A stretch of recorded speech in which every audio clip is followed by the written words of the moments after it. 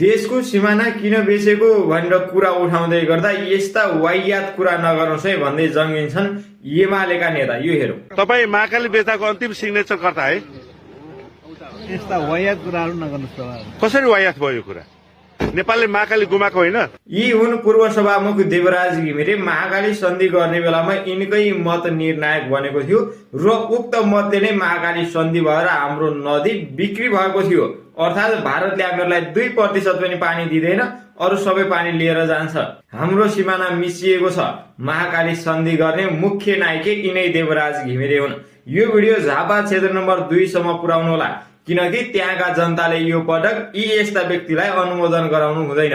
हेलिकप्टरमा झुन्डिएर भागेको सरकारको एक प्रमुख भएका हैसियतले पनि अब प्रमुख भन्दै गर्दा यहाँनिर प्रधानमन्त्री भन्ने कुरा आउँछ।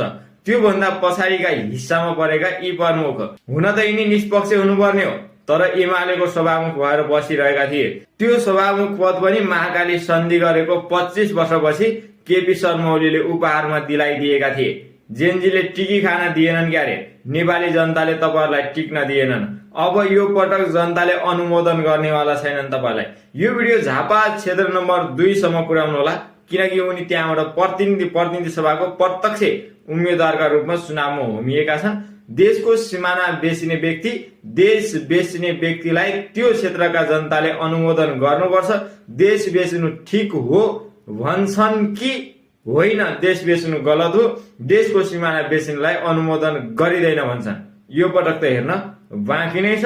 साँच्चै नै यो पटक देश बेच्ने र देश नबेच्नेका विरुद्धमा झापा 2 मा प्रतिस्पर्धा हुँदैछ।